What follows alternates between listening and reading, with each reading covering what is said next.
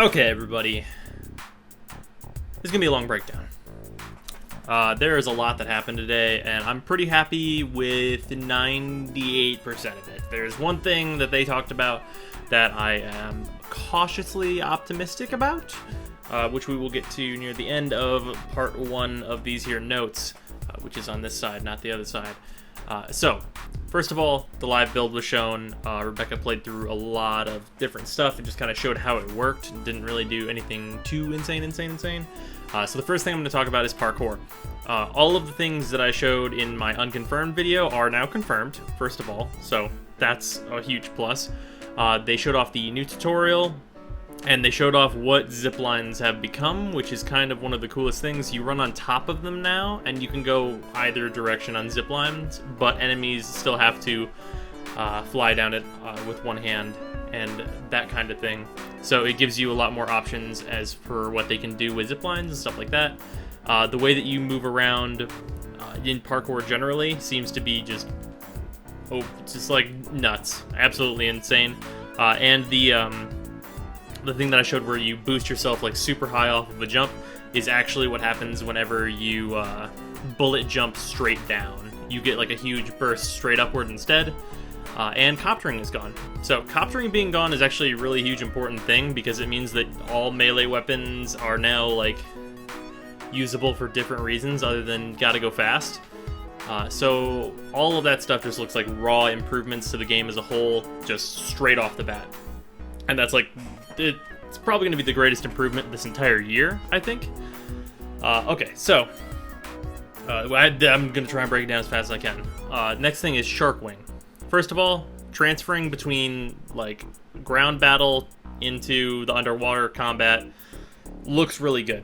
I'll be honest and say that I don't really like Arcwing very much, but having a mission be like half and half, where it's like, oh, you're doing your ground-based stuff, now you jump in the water and do some of this, and then jump out, and like go back and forth, it makes the gameplay more interesting in that way, and I think Arcwing being a little more, it's a little more simple, in my opinion, than the ground combat. I think it is a good like mix-up, and is going to be a pleasure to be using as opposed to just going to an Arcwing mission being like, I'm in space. Yeah, because that stuff is, then the undersea tile set, obviously we saw that whenever we go underwater with the Arcwing. It's a pretty interesting pretty interesting tile set in that I think that maybe like the shotgun weapons and stuff like that are actually going to be useful in it. And it's a good art set, it just like looks amazing. So that stuff is nice. There are going to be new weapon-specific mods. We only saw one of these. We saw one of these, and that was a lethal stealth mod for daggers, which makes it so that whenever you every time you stealth attack, it's an instant kill, which is real good. And that is like having it so that there are even more like reasons to use a varied arsenal of weapons is something that I really want. And I think is going to make like the game just better, and you're going to see like a lot more variety in what people use for different reasons. And then now one of the most exciting changes to me, because it gives a lot more build variety, is the new slot, the utility slot, which we will figure out how we earn, because you don't just automatically get it. You earn this utility slot for your Warframes in the new update, called the Echoes of the Sentient is what it's going to be called. We don't know exactly what that entails. They wouldn't really give that away. But it's a utility slot, and certain mods, like Rush, for example, the sprint mod, are going to be marked as a utility mod. And you can still use them in all of your regular slots. There's no penalty, you can still totally put it in there, but then there's also this extra slot. So if you have like your build that you really like, but man, it'd be real nice if I could just run a little bit quicker, or like do any like plethora of other things. It's a just huge, raw improvement. It's great. And then the last thing is the shotgun buff. They showed off it a little bit, with one of the shotguns that I'm going to call one of the weaker shotguns, the Tigress, just because of its ammo capacity. And it looks like it does a heinous amount of damage. I actually didn't catch what level the enemies were that they were shooting, so it could be more powerful than I think it is, or it could be far less powerful than I think it is. But regardless, overall they said that the damage on shotguns went way up, and their fall off of like going down to like 4 damage is like hugely less. Which means that shotguns are going to be an actually usable, like, staple weapon, I think, at this point, and it's going to be real nice. Also, Scott mentioned that he kept thinking that it was really OP, but every time he gave it to anyone to test, they just said it was really, really fun, so it's staying how it is and going in as it is right now. So I think maybe we're going to be seeing a shotgun meta, if that is the case, for a little bit. For those people that have been around a long, long time, we have the old Stamina Arcanes. Those are getting stat changes to be something new, so they could be very, very valuable very, very soon. And then this is the 2% that I was talking about. With the stamina changes, we're removing stamina. Good stuff, good stuff, good stuff. Getting rid of like a bunch of like stupid, heinous bullshit. Now we need to talk about blocking, which is the thing I was worried about. Blocking is going to become damage reduction, which is based on weapon type. Now here, there are a couple problems with damage reduction. And it's that damage reduction is not like Warframe, at a certain point, it turns into a numbers game of like how like it starts to not matter how much damage you can take unless you can take an unlimited amount of damage. So, there are a couple things that could happen with this being damage reduction. One is that tiny weapons have like 75% damage reduction and they all become fucking useless. But they only become fucking useless if we have weapons like the Galatine and the Skindo that have like 100% or like 99. Like that, those are the types of numbers that you need for weapons to be like viable for blocking at like late end game. Also, for the weapon that is like literally a sword and shield, if that's not 100%, we're gonna have a problem.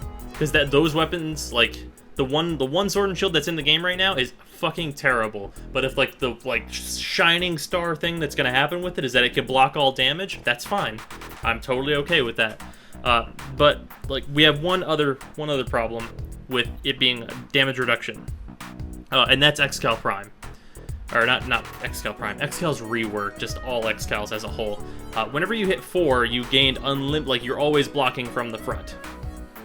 If that's not still 100%, it means that Excal is now not good. Again. It means that he went from being awesome and fun to use, where you need to like make sure you're looking at enemies that are firing at you so you can block their shots. It changes that gameplay to, oh, well, I still need to hide behind shit and can't close distances, and I suck now. Which is not fun at all. That's not, like, that becomes super way less fun. I would rather have Excal do half as much damage than have no survivability again. So, like, that is, like, the huge list of, like, possible problems with damage reduction blocking. I would much rather it be a timer. Like, if it's, like, a timer based off of what your weapon is, of complete damage, like, resist, like, 100%. Like, say, you're using daggers, you've got 10 seconds on the clock of blocking. Like, you have 10 seconds worth of blocking before, like, you need to be not blocking for that amount of time to be able to block for that amount of time again, and then you have, like, a weapon like the Skindo, and the Skindo has, like, 30 seconds of blocking, and that's really crazy. And then, like, the standout thing could be, like, for shields. You have unlimited blocking, because it's a fucking shield. That kind of stuff, that makes perfect sense. And then for Excalibur, you could give him something like, oh, well, he's got, like, 30 seconds of blocking, even though he's using a longsword, and longswords would normally have, like, 15, or something like along those lines. Because if you don't have 100%, like, blocking potential, you die. Like, if an enemy is level 130, it doesn't matter, it matters absolutely none that you blocked 80% of that damage, because 20% of that damage is going to put you on the fucking floor.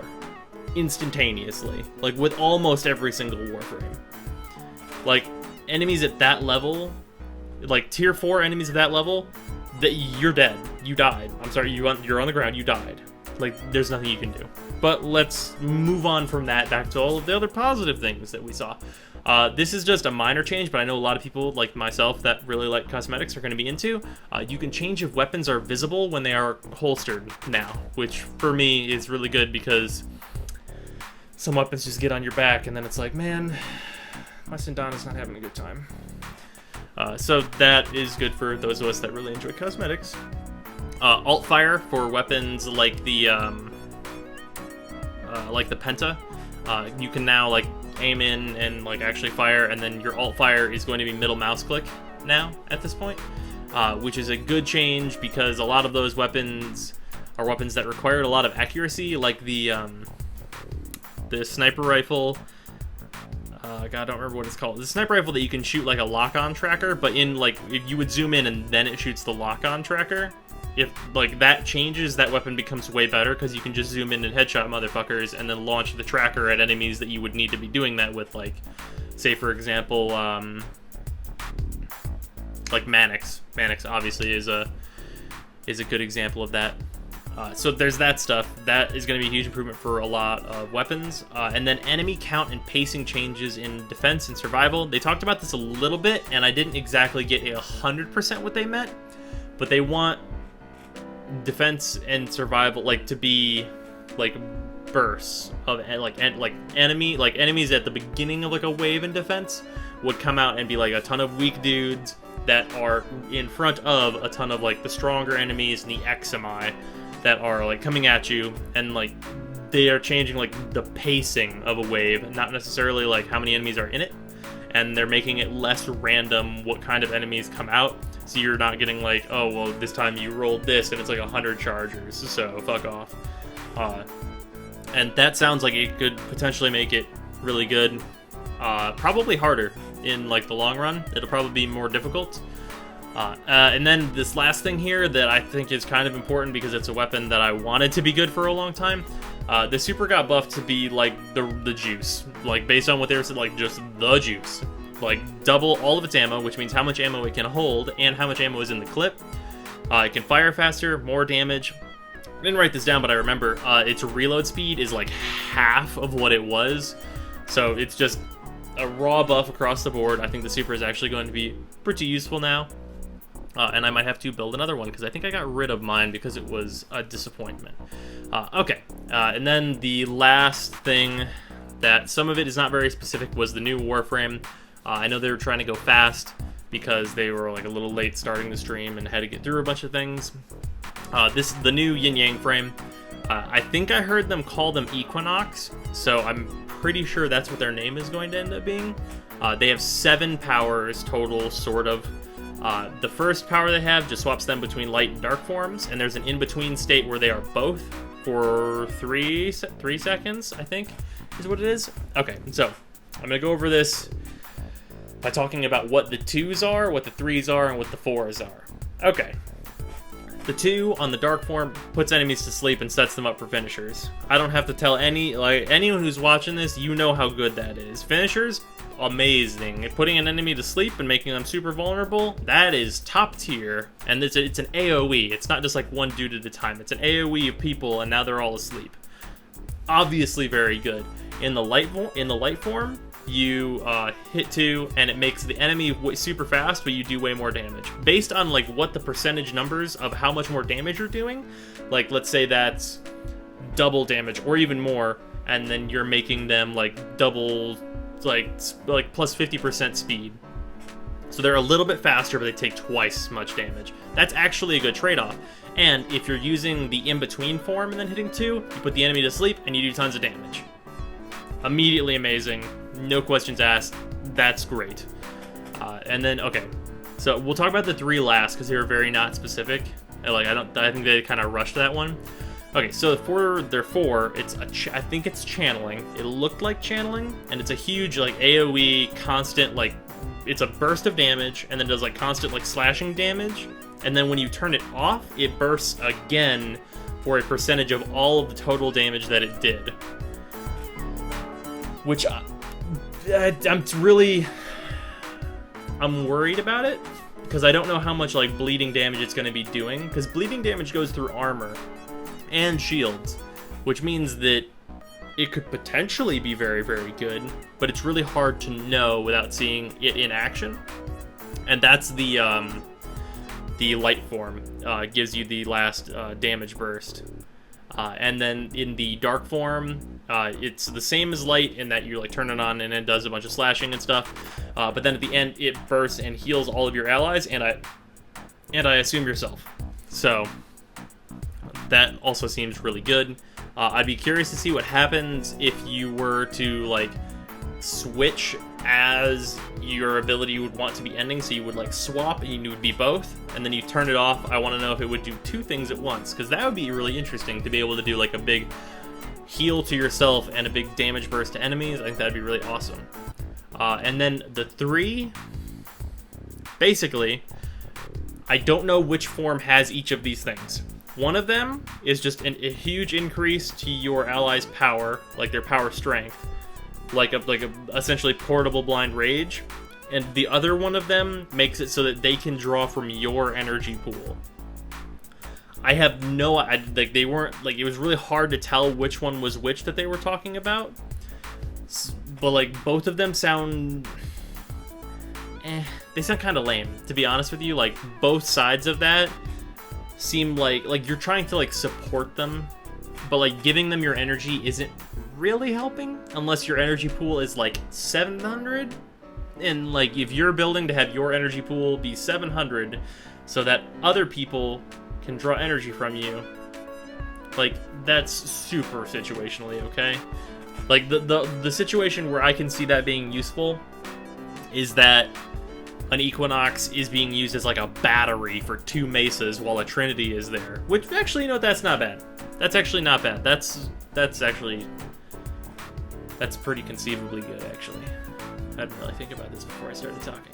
Okay, anyway, that seems fine. Actually, you know, if you swapped and you were in the middle, and then you hit 3, and then you were a battery plus you were increasing your strength. Okay, maybe that power, you know, I'm gonna give that power the benefit of the doubt before we know what exactly it does. But a lot of that stuff is gonna be like, how much is this really doing? But actually, I think based on some of the stuff that I was just like kind of spouting and just kind of saying, that actually doesn't sound bad at all. Also, the light form is significantly faster than the dark form. Just like it was an immediate like dark form, plot, light form, super speed. Like it's a huge, like it seems like an enormous difference. And I don't know if Rebecca was just trying to like do more parkour stuff, which is incredibly fast, while she was in the light form, or what it was, but it seemed like a big difference. Okay. Oh, and also, of course, the last thing, out next week. Probably. Hopefully? Probably.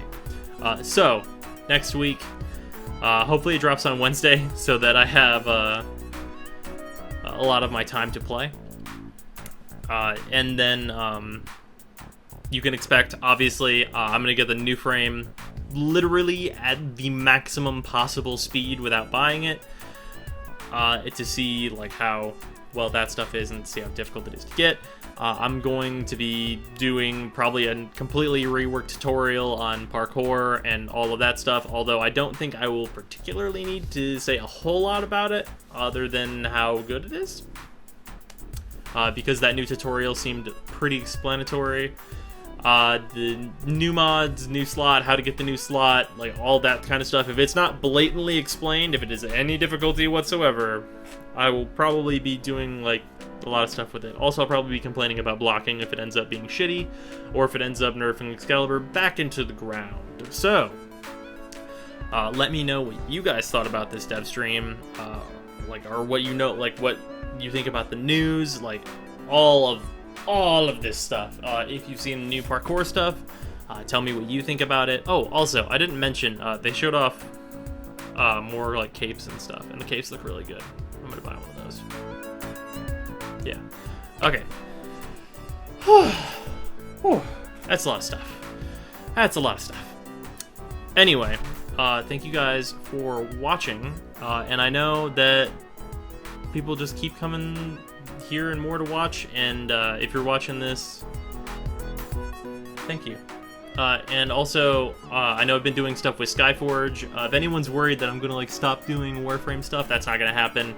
I can obviously play more than one video game. And I know like I might be doing like guides and stuff for Skyforge in the future.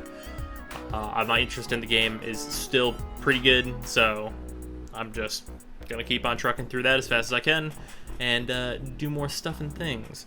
So I will see you guys tomorrow.